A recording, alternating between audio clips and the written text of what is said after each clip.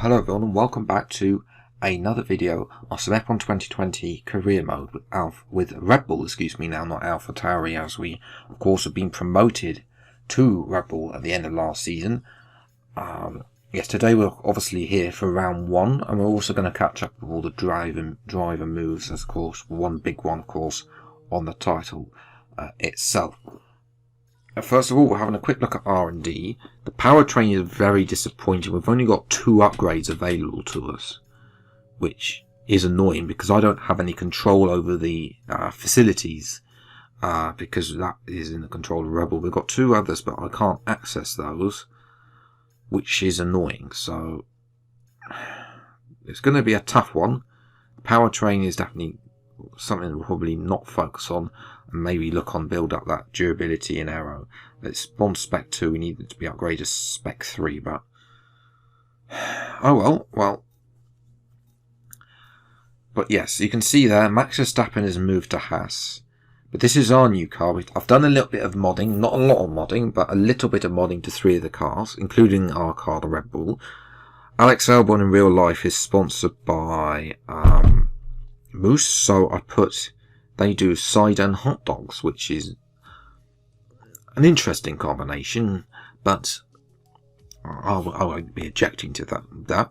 But yes, he's got one sponsor. I put Magnus as well as a sponsor of me, even though they don't really sponsor me, but I mean, why not have 2 cider brands on the car? AlphaTauri, Kevin Magnussen has moved to replace me there, so obviously his personal sponsor, Jack and Jones, has been put on the car. So yes, which is a little bit ironic considering the fact AlphaTauri is already a clothing brand, and yet they got another clothing brand sponsoring the car. I mean, that's what the game has decided to do. That, and obviously the Moose was already there. The big changes though come at HAAS. Gone are the a lot of the sponsors. Obviously, Magnussen sponsors gone to AlphaTauri, so Max Verstappen sponsors have come in, and as well as Nick de Vries, who has also moved there. So HAAS an all Dutch lineup, which is why the car is orange, in the Dutch orange. And there's, I think, there's Nick de Vries' sponsors, mine sponsors is there. Jumbo sponsor both drivers, ironically. So yes, that is where the HAAS is. It's sort of the Dutch orange there. It hasn't quite come out on certain parts of the car, and certain stage of lights looks a little bit too yellowly. But on the back half, I'm happy with that, with the orange texture and the grey. And then of course we've got 2 other driver moves, but I haven't done any modding. Danny Kvyat has replaced George Russell at Alfa Romeo, and Danny Kvyat has gone to Williams to replace George Russell, and George Russell has gone to Alfa Romeo to replace Raikkonen, who retired. But none of them have got any sponsors, so that I can find on the internet. So I've just literally not modded anything. But yes, take a look at the R&D. We're going to make an upgrade here already before the race, so hopefully we can get this in before the Vietnamese Grand Prix. So we've got the aero, which Red Bull haven't done any aero upgrades at all. We're just going to make sure that's going to help us with straight lines. In fact, we can't do much with the engine. Alright, welcome back. It's going to be one heck of a season, I think. To be honest, I don't think we've done the best job maintaining our performance through this regulation change. So we're going to be playing a bit of catch-up this year. We're counting on you, but you've got the whole team behind you. Well, let's hear from Jeff then as well. Welcome back. Ready for another year of my soothing voice over the radio? If not, you can tell me to shut up at any time. It'll hurt my feelings, but I'll understand. Can I just fire him instead? That needs to be an option in the game. We seem to have 2 YouTubers working at Red Bull in the form of Arava, Next Matchy G. Not quite sure what they're doing there. Well, Arava technically is an engineer, but as he said in his own words, it's probably changed since he last studied it. Matt I don't know, he might be our new tea boy as far as I'm aware. That's why he's gone off. He's gone to get me a cup of tea. That explains it. But yes, over the winter we have moved ahead of Ferrari, but as we know from Season 1, the performance index lies, because it clearly at some tracks in the AlphaTauri we were the 4th best car, like Italy, and then other tracks we were absolutely nowhere. So obviously we will look to improve, but it could take a little bit of while, maybe half the season at least, before we're actually at the Red Bull where we're comfortable with the car, we're comfortable with the setup as well, because I wasn't particularly happy with the setup as well.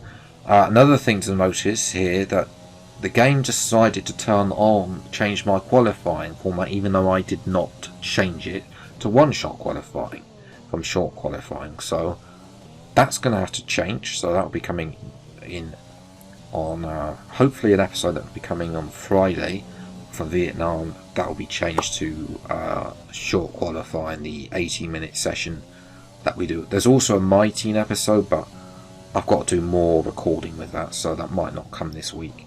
We might go for some game experiments instead, especially the fact that if I do go with it, then it'll have there might be a little bit of pain, but that's all the spoilers you're going to get. But you can see here that I really do not do very well at one-shot qualifying at all. You can see we're in 14th place, somewhere where we do not want to be at all. We want to be inside the top 6, battling the Ferraris and the Mercedes, but no. We're down here in 14th. I believe the HAAS is still woeful, so at least we'll be battling Max Verstappen a lot this year at this rate. Albon isn't doing that much better than I am, and considering the fact he's also he's an AI, but presumably if this was a real life, he would be more used to the car compared to me on how the car handles. But yes, half a second down, so obviously there's work improvement. Verstappen only a 10th faster. Nick de Vries was slowest of all, so obviously it's his first Grand Prix weekend. The AlphaTauri though, supreme speed. Will we regret leaving AlphaTauri? This doesn't seem like promotion anymore. Renault as well, a good job from them. It's going to be tough. Definitely going to be tough this season, especially if it continues like this. However though, time for the race. No more testing, no more practice. This is the real deal. And it's make or break here at Albert Park, home of the Australian Grand Prix since 1996. And home to round 1 of this year's Formula One World Championship. We're a stone's throw from the enormous Port Phillip Bay for today's race at the 3.3-mile Albert Park circuit. It's a bumpy racing surface here, and the 16 corners could prove especially difficult in the wet conditions. Watch out for a safety car at some point during the Grand Prix. The rain is falling today as the battle commences for the World Championship once more. They've done very little running in these conditions, of course. Anthony Davidson, this could make a mess of our expectations coming into this Grand Prix. That's very true, Crofty. If you want to mix up a motor race, a little bit of water on the circuit will do the trick nicely. The key to success today will be ensuring you're on the right tyre at the right time and making sure you can get them up to temperature. With the race minutes away from starting, here's what today's grid rundown looks like. Good job yesterday from Valtteri Bottas. The Finn starts from pole position, and it's Lewis Hamilton alongside. Looking down the rest of the grid, we have Vettel, Leclerc, Kevin Magnussen, and Ricciardo, Gasly, Ocon, Stroll, and Sergio Perez. Albon, Norris, Max Verstappen, and a Red Bull. Sainz, Giovinazzi, Daniel Kvyat, and Nicholas Latifi. De Vries and George Russell ends our grid lineup. Which of these talented drivers will come out on top today?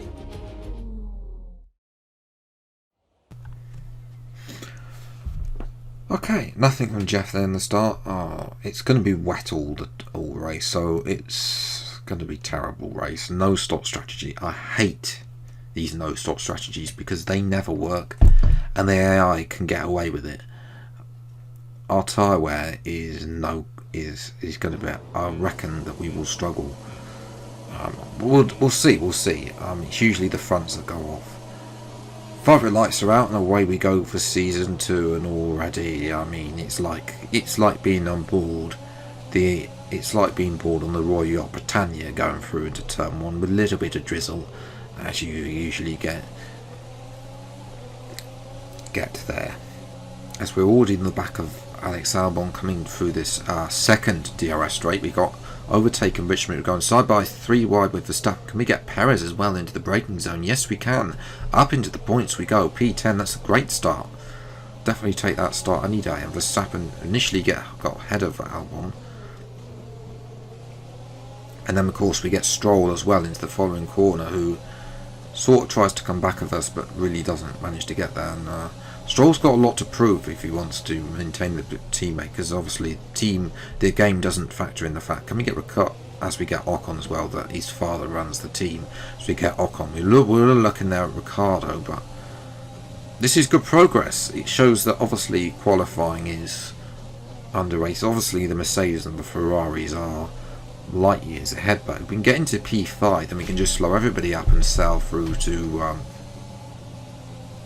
put it into lean, and then go on with our race as we go up the inside. Ricciardo now up into what is now P7.